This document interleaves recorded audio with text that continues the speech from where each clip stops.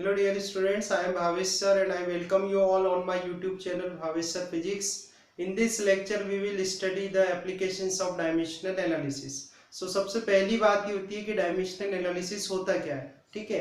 तो किसी भी फिजिकल फिनोमिना को अगर अपन डायमेंशनली स्टडी करते हैं तो ये जो एनालिसिस कहलाता है इसको डायमेंशनल एनालिसिस कहते हैं, ठीक है।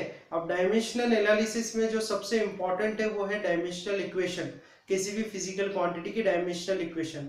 तो जैसा कि हम जानते हैं कि किसी भी फिजिकल क्वांटिटी की जब हम डायमेंशनल इक्वेशन लिखते हैं तो डायमेंशनल इक्वेशन ये रिप्रेजेंट करती है कि वो फिजिकल क्वांटिटी किस तरह से फंडामेंटल क्वांटिटीज पर डिपेंड करती है, ठीक है। जैसे हम मान लें कि Q कोई फिजिकल क्वांटिटी है और उस Q फिजिकल क्वांटिटी की हमने डायमेंशनल इक्वेशन लिखी m⁴a, l⁴b एंड t⁴c। तो ये जो डायमेंशनल इक्वेशन है, इस डायमेंशनल इक्वेशन में m रिप्रेजेंट करता है मास को, l रिप्रेजेंट करता है लेंथ को और t रिप्रेजेंट करता है टाइम को, ठीक है। तो हम ये कह सकते हैं कि जो Q फिजिकल क्वांटिटी है, ये फिजिकल क्वांटिटी कौन कौन सी फंडामेंटल क्वांटिटी पे डिपेंड करती है। एक तो मास पे डिपेंड कर रही है, लेंथ पे डिपेंड कर रही है और टाइम पर। तो साथ ही आप यहाँ देखें कि m की पावर लिखा हुआ है a, l की पावर लिखा हुआ है b एंड t की पावर लिखा हुआ है c। तो ये ए बी सी क्या होते हैं, तो ए बी सी वो पावर्स होती है जिनसे कि फंडामेंटल क्वांटिटीज को रेज किया जाता है to represents the particular physical quantity. जैसे कि यहाँ पर हमने क्यू को रिप्रेजेंट करने के लिए जो मास जो कि फंडामेंटल फिजिकल क्वांटिटी है उसकी कितनी पावर रेज करिए ए, लेंथ की कितनी पावर रेज करिए बी और टाइम की कितनी पावर रेज करिए सी। तो यहाँ पर जो ए बी सी है, इन ए बी सी को बोला जाता है डायमेंशंस, ठीक है। तो आई होप ये आपको समझ में आया होगा जो मैंने टॉपिक आपको रिवाइज कराया है कि what is a dimensional equation and what are the dimensions, ठीक है। तो यहाँ पर हम कहें कि Q जो फिजिकल क्वांटिटी है उसकी डायमेंशंस क्या है, तो उसकी डायमेंशंस क्या होंगी ए बी सी। आपसे पूछे कि Q जो फिजिकल क्वांटिटी है कौन कौन सी फंडामेंटल फिजिकल क्वांटिटी पर डिपेंड कर रहा है, तो आप कहेंगे कि मास पर डिपेंड कर रहा है, लेंथ पर डिपेंड कर रहा है और टाइम पर डिपेंड कर रहा है, ठीक है। अब हम आ जाते हैं अपने टॉपिक पर। जो हमारा टॉपिक है वो क्या है, एप्लीकेशंस ऑफ डायमेंशनल एनालिसिस। तो एप्लीकेशन ऑफ डायमेंशनल एनालिसिस में जो फर्स्ट हमारी एप्लीकेशन है, first application is to check correctness, to check correctness of any physical equation, ठीक है। कोई आपको फिजिकल इक्वेशन दी जाएगी और आपसे पूछेंगे कि बताओ भाई ये डायमेंशनली करेक्ट है या नहीं है, ठीक है। तो किसी भी जो फिजिकल इक्वेशन आपको दी गई है उसकी डायमेंशनली वो करेक्ट है या नहीं है उसको चेक करने के लिए एक प्रिंसिपल होता है जिसको बोलते हैं प्रिंसिपल ऑफ होमोजेनिटी, ठीक है। प्रिंसिपल ऑफ होमोजेनिटी क्या बोलता है कि any given physical equation is dimensionally correct if the dimensional equation of each term is same और इक्वल, ठीक है। फिजिकल इक्वेशन दी हुई है, उस फिजिकल इक्वेशन में अगर हर एक टर्म की डायमेंशनल इक्वेशन बराबर होती है तो हम कहेंगे कि that physical equation is dimensionally correct, ठीक है। तो ये पहले हम प्रिंसिपल देख लेते हैं, प्रिंसिपल क्या होता है। तो हम यहाँ लिखते हैं प्रिंसिपल ऑफ होमोजेनिटी, ठीक है। प्रिंसिपल ऑफ होमोजेनिटी क्या कहता है कि any given physical equation is dimensionally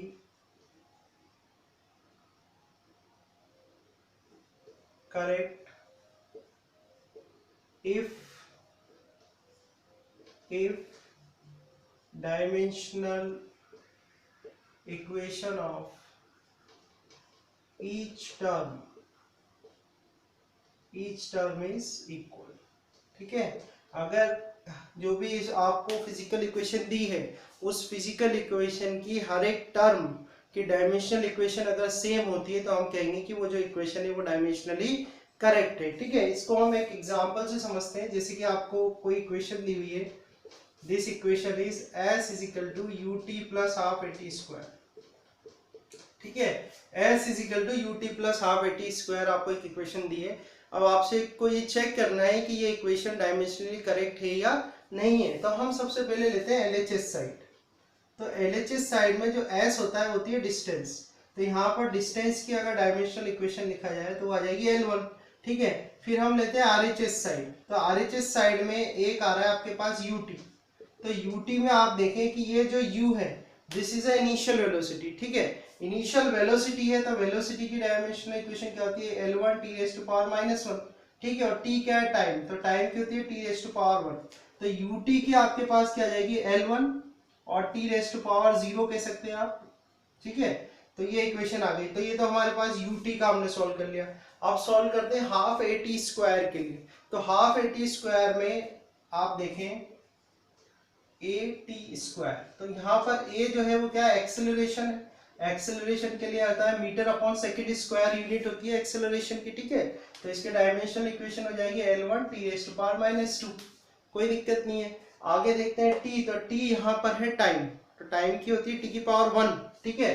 पर यहाँ स्क्वायर भी लगा हुआ है तो यहाँ से आपके पास आ जाएगा t⁻2, तो आप इसको सॉल्व कर लें तो L1 t⁻0 हो जाएगा, यानी कि ये भी L1 आ जाएगा आपके पास, this one is also L1. Now you can see here that LHS is equal to RHS. LHS is equal to RHS से मेरा मतलब है कि जो लेफ्ट हैंड साइड में जो हमारी फिजिकल क्वांटिटी थी, जो कि डिस्टेंस थी, उसके डायमेंशनल इक्वेशन हमारे पास आई L1, और RHS साइड भी आप देखें तो हर एक टर्म की जो डायमेंशनल इक्वेशन है वो L1 आ रही है और यहाँ भी L1 आ रही है।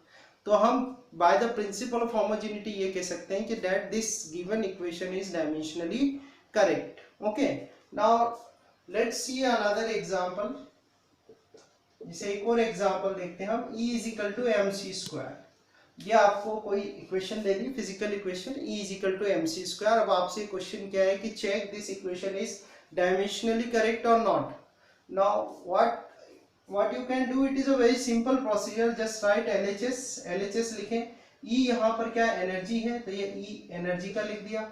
एनर्जी की डायमेंशनल इक्वेशन आपको लिखनी है, तो आप जानते हैं एनर्जी की जो SI यूनिट होती है जूल, और जूल होता है न्यूटन इंटू मीटर। तो आपको मैंने मेरे पुराने जो इससे पहले के लेक्चर से उसमें ही बताया है कि आप एटलीस्ट जो फोर्स है जिसकी SI यूनिट न्यूटन होती है उसकी डायमेंशनल इक्वेशन आप याद रखें, वो क्या होती है m1 L1 t-2। ये आपको काफी हेल्प करेगी। m1 L1 t-2 हो गया, और मीटर के लिए L1 हो गया, तो यहां से आपके पास आएगा m1 L2 t-2। so this is a dimensional equation for energy which is at a left hand side, LHS side पर था ये हमारे, तो ये आ गया m1 L2 t-2, ठीक है। आगे बढ़ते हैं, RHS साइड लेते हैं, यहाँ पर ले लेते हैं हम, ठीक है। RHS साइड लेते हैं, तो RHS साइड में जो वैल्यू हमें दी हुई है mc², तो mc² बेटा m जो है वो है मास, तो मास की जो SI यूनिट होती है किलोग्राम, और किलोग्राम के लिए हम क्या लिखेंगे m⁻1, ठीक है। c यहाँ पर है स्पीड, तो स्पीड की जो SI यूनिट है वो हम लेते हैं मीटर अपॉन सेकेंड, तो मीटर अपॉन सेकेंड के लिए आप करेंगे तो l⁻1 और t⁻⁻1, ठीक है। अब ये स्क्वायर भी है, ये ध्यान रखें आप कि मीटर अपॉन सेकेंड जो है वो तो जाएगा l⁻1 t⁻⁻1। अब ये स्क्वायर भी है तो यहाँ पर कितना जाएगा आपके, ये 2 आ जाएगा और इधर भी -2 आ जाएगा, ठीक है। So it becomes m1 L2 t-2, और ये देखें आप m1 L2 t-2, तो यहाँ से हम लिख सकते हैं कि LHS is equal to RHS। LHS is equal to RHS का मतलब ये हुआ कि जो लेफ्ट हैंड साइड पे हमारी फिजिकल क्वांटिटी थी उसकी जो डायमेंशनल इक्वेशन थी वो राइट हैंड साइड की जो फिजिकल क्वांटिटी है उसकी डायमेंशनल इक्वेशन के बराबर है। तो यही हमारा प्रिंसिपल ऑफ होमोजेनिटी है, उससे हम ये कह सकते हैं कि this equation is dimensionally correct. Now let's see a second application of dimensional analysis. Okay, so बहुत इंपॉर्टेंट है सेकंड, काफी क्वेश्चंस बनते हैं इसमें से भी, ठीक है। तो सेकंड एप्लीकेशन है अपनी to convert physical quantity from one system of unit to another, ठीक है। फिजिकल क्वांटिटी को कोई एक सिस्टम है यूनिट का, उससे दूसरे सिस्टम में चेंज करना। तो बहुत सिंपल प्रोसीजर है, आपको ये प्रोसीजर फॉलो करना है और then you can very easily convert the physical quantity from one system of unit to another system of a unit. Okay, now let Q is a physical quantity. Q हमारी physical quantity है जिसकी की dimensional equation हमारे पास है m की power a, l की power b and t की power c। ठीक है, q क्या है यहाँ पर, q is a physical quantity. ठीक है, और उस फिजिकल क्वांटिटी की जो डायमेंशनल इक्वेशन है वो डायमेंशनल इक्वेशन है हमारे पास m की पावर a, l की पावर b एंड t की पावर c। आपको अभी मैंने डिस्कस किया है कि ए बी सी क्या होंगे, ए बी सी को हम बोलते हैं dimensions. Okay, now let this is a first system, और फर्स्ट सिस्टम से आपको इसको कन्वर्ट करना है सेकंड सिस्टम में।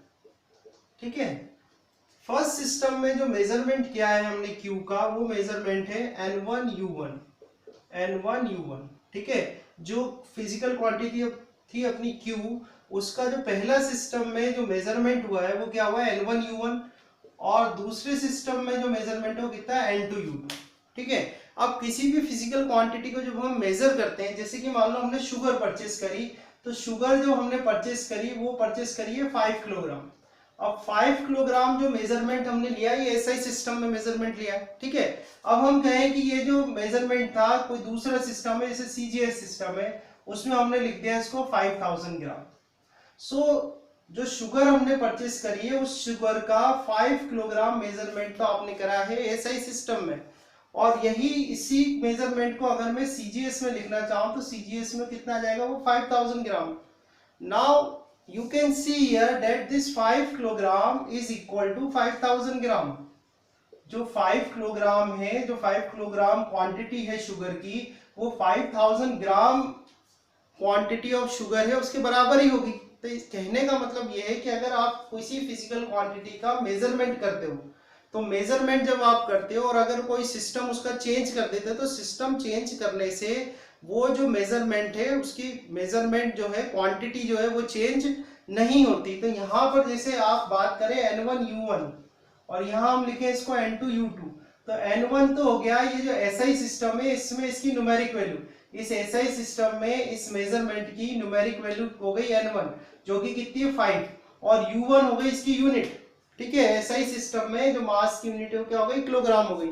ऐसे ही यहाँ देखें तो N2 की वैल्यू हो गई 5000, और जो यूनिट है वो यहाँ पर हमने क्या लिए, ग्राम। ठीक है, सीजीएस सिस्टम में जो मास की यूनिट है वो क्या है, ग्राम है।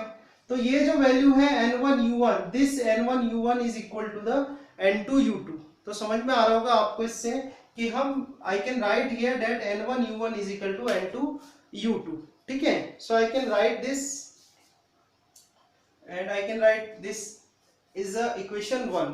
Okay, now what is U1 and U2? U1 and U2 are the units in system 1 and this is a unit in a system 2। जैसे कि यहाँ पर हम देखें, हमने किस फिजिकल क्वांटिटी को मेजर किया था, मास ऑफ अ शुगर हमने मेजर किया था। ठीक है, तो उस मास की एसआई यूनिट में, एसआई जो सिस्टम है उसमें यूनिट क्या आ रही है, मास की किलोग्राम है। यहाँ पर सीजीएस सिस्टम में मास की यूनिट क्या है, ग्राम है। ठीक है, इसी तरह से हम इसी को यहाँ रिलेट करते हैं। आप देखें कि फर्स्ट सिस्टम जो है, उस फर्स्ट सिस्टम में यूनिट क्या है, U1, और न्यूमेरिक वैल्यू क्या है, N1। किसका मेजरमेंट कर रहे हैं अपन, इस Q फिजिकल क्वांटिटी का। ऐसे ही जो सेकंड सिस्टम है, सेकंड सिस्टम में जो यूनिट है वो कितना है, U2 है, और जो न्यूमेरिक वैल्यू है वो कितनी, N2 है। ठीक है, तो यहां से मैं लिखना चाहूं U1 इज इक्वल टू कितना आ जाएगा, M1 की पावर A, L1 की पावर B एंड T1 की पावर C। तो ये आप ध्यान से समझें कि U1 क्या हुआ, U1 पहले सिस्टम में इस फिजिकल क्वांटिटी की यूनिट हो गई। ठीक है, अब यूनिट है तो उसमें मास को हम क्या ले रहे हैं, M1 ले रहे हैं, लेंथ कितनी ले रहे हैं, L1 ले रहे हैं, और टाइम कितना है, T1। इसी तरह से जो सेकंड सिस्टम है वो क्या है, U2 में क्या लेंगे हम, M2 की पावर A, L2 की पावर B एंड T2 की पावर C। यानी कि सेकंड सिस्टम में मास को हम किस यूनिट में मेजर करेंगे, M2 में, लेंथ को मेजर करेंगे L2 में, और टाइम को मेजर कर रहे हैं T2 में। ठीक है, ये यूनिट हम ले रहे हैं मास। पहले सिस्टम में मास की यूनिट क्या ले रहे हैं, M1, लेंथ की यूनिट ले रहे हैं L1, और टाइम की यूनिट ले रहे हैं T1। इसी तरह से सेकंड सिस्टम में मास की यूनिट क्या है, M2, लेंथ की यूनिट क्या है, L2, और टाइम की यूनिट है T2। Okay, now you can see here that this N1U1 is equal to N2U2। Generally हमें N2 फाइंड आउट करना होता है, तो N2 इज इक्वल टू यहाँ से हमारे पास कितना जाएगा, N1 and this U1 upon U2। ठीक है, अब यहाँ से हमारे पास फॉर्मूला बन जाएगा N2 is equal to N1 then m1 upon m2 की power a, l1 upon l2 की power b and t1 upon t2 की पावर c। ठीक है, so this is a important formula. हम डायरेक्ट ये फॉर्मूला अप्लाई करेंगे और इससे ही हमारे जो भी न्यूमेरिकल प्रॉब्लम है वो सॉल्व हो जाएगी। ठीक है, तो अब जब आप इसके क्वेश्चंस अटेम्प्ट करेंगे तो क्वेश्चन अटेम्प्ट करते हुए आपको क्या करना है, जो भी आपको फिजिकल क्वांटिटी दी हुई है उस फिजिकल क्वांटिटी की सबसे पहले आप डायमेंशनल इक्वेशन फाइंड आउट कर लें। ठीक है, डायमेंशनल इक्वेशन जैसे ही आप फाइंड आउट करेंगे आपके पास डायमेंशंस आ जाएगी ए बी सी। ठीक है, अब डायमेंशंस आने के बाद जनरली हमें n2 पता करना होता है। n2 क्या होता है, n2 is a numeric value in a second system, जिसमें आप कन्वर्ट कर रहे हैं उसमें न्यूमेरिकल वैल्यू है उस फिजिकल क्वांटिटी की। ठीक है, न्यूमेरिक वैल्यू है। तो n1 पहले सिस्टम में, फर्स्ट सिस्टम में न्यूमेरिक वैल्यू। ठीक है, देन m1 क्या हुआ, जो फर्स्ट सिस्टम है उसमें मास की यूनिट, सेकंड सिस्टम में मास की यूनिट, फर्स्ट सिस्टम में लेंथ की यूनिट, सेकंड सिस्टम में लेंथ की यूनिट, फर्स्ट सिस्टम में टाइम की यूनिट एंड सेकंड सिस्टम में टाइम की यूनिट। तो वो आपको पुट कर देनी है, देन आपको सॉल्यूशन उससे मिल जाएगा। ठीक है, एक एग्जांपल डिस्कस करते हैं इसको और अच्छा समझने के लिए।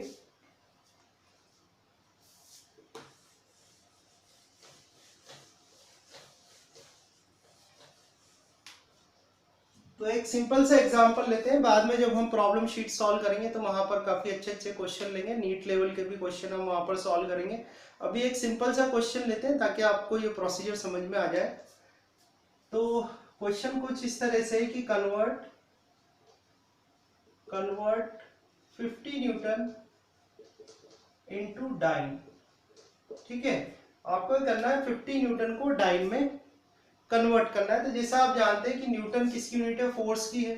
तो सबसे पहली स्टेप क्या होगी कि आप उसकी फोर्स की डायमेंशनल इक्वेशन लिख लें। तो डायमेंशनल इक्वेशन क्या होगी, m⁻⁴ l⁻⁴ t⁻⁻²। ठीक है, तो यहां से आपको a इज इक्वल टू आ जाएगा 1, b इज इक्वल टू आ जाएगा 1 और c इज इक्वल टू आ जाएगा -2। ठीक है, ये हमारी पहली स्टेप थी कि जो भी आपको फिजिकल क्वांटिटी दी है उस फिजिकल क्वांटिटी की आपको डायमेंशनल इक्वेशन लिखनी है और डायमेंशनल इक्वेशन लिखने के बाद आपको डायमेंशन निकाल लेनी है। इस तरह से a is equal to 1, b is equal to 1 and c is equal to -2। Now देखो बहुत सिंपल है, यहां पर हम लिखेंगे सिस्टम 1 और इसको आपको चेंज करना है सिस्टम 2 में। कई बार न्यू सिस्टम दे देते हैं, अननोन सिस्टम दे देते हैं, तो वहां पर भी ये जो आपको भी प्रोसीजर बता रहा हूँ ये हेल्प करेगा। अब यहाँ तो काफी क्लियर है कि आपको ऐसा ही सिस्टम दिया हुआ है और ऐसा ही से आपको किसमें कन्वर्ट करना है, CGS में। तो यहाँ पर हम लिखें N1U1, तो N1U1 इज इक्वल टू क्या आ जाएगा, N2U2 आ जाएगा। N1 देखें तो ये दिया हुआ है आपको 50 न्यूटन, आपको इसको कन्वर्ट करना है डाइन में। ठीक है, तो फोर्स की SI यूनिट क्या होती है, न्यूटन होती है। फोर्स की CGS यूनिट क्या होती है, डाइन होती है। तो ठीक है, न्यूमेरिक वैल्यू आपको जो फर्स्ट सिस्टम है SI सिस्टम, उसमें न्यूमेरिक वैल्यू कितनी दी हुई है, 50। और जो सेकंड सिस्टम है जो कि आपका क्या है, CGS है, उसमें न्यूमेरिक वैल्यू अभी अपन को फाइंड आउट करनी है। ठीक है, तो उसके लिए आपको फॉर्मूला दिया हुआ है ये रहा। तो यहाँ से आप देखें N2 निकालना है, आपको क्लियरली समझ में आ रहा है। यहाँ से N2 निकालना है तो N1 देख लो आप, N1 कितना है, यू कंपेयर हियर, कंपेयर कर लो यहाँ पे। तो N1 कितना है, 50 है। Now M1 upon M2, M1 क्या है, पहले सिस्टम में मास की यूनिट। तो पहला सिस्टम क्या है अपना, SI सिस्टम है, तो SI सिस्टम में मास की यूनिट क्या होती है, किलोग्राम। दूसरा सिस्टम में मास की यूनिट, तो सेकंड सिस्टम अपना कौन सा है, CGS सिस्टम है, तो CGS में होती है ग्राम। A आएगा यहाँ पर, दिस A की वैल्यू देख लो आप कितनी है, A की वैल्यू है यहाँ पर 1। ठीक है, आगे सॉल्व करें। तो फर्स्ट सिस्टम में लेंथ की यूनिट, फर्स्ट सिस्टम में लेंथ की यूनिट क्या है, मीटर है। सेकंड सिस्टम में लेंथ की यूनिट क्या है, सेंटीमीटर है।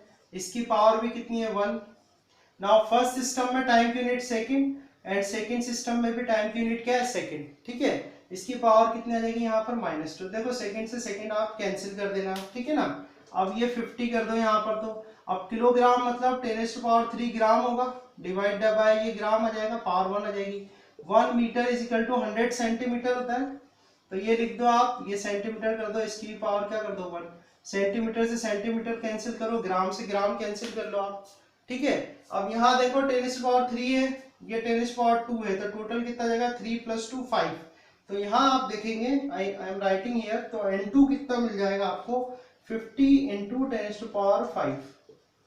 तो ये आपके पास आ गई N2 की वैल्यू। देखो क्वेश्चन चाहे इजी हो या थोड़ा सा डिफिकल्ट हो, अगर आप कॉन्सेप्ट लेके चलेंगे, अगर आप प्रोसीजर लेके चलेंगे तो you can solve the question very easily and you will get the correct answer also. Okay, so यहाँ पर n2 हमारे पास आ गया 50 इंटू 10⁵। तो ये 50 इंटू 10⁵ आप यहाँ पर रख दें, 50 into 10⁵। Now you can see here हमने 50 न्यूटन को किस में कन्वर्ट कर दिया, डाइन में। तो 50 न्यूटन इज इक्वल टू कितना होता है, 50 into 10⁵ dyne. Okay, hello students, now let's see a third application of dimensional analysis. Okay, तो थर्ड जो एप्लीकेशन है, थर्ड एप्लीकेशन होती है to establish a relationship between physical quantities. Okay, ये third और लास्ट एप्लीकेशन है डायमेंशनल एनालिसिस की, और ये एप्लीकेशन है to establish a relationship between physical quantities. Okay, so by using a dimensional analysis you can create a relationship between the physical given physical quantities. Okay, तो इसके जो स्टेप्स हैं वो स्टेप्स मैं आपको बताऊंगा विद एन एग्जांपल। तो एक एग्जांपल लेते हैं हम। एग्जांपल कुछ इस तरह से कि एग्जांपल लिख लेते हैं ये, time period t of a simple pendulum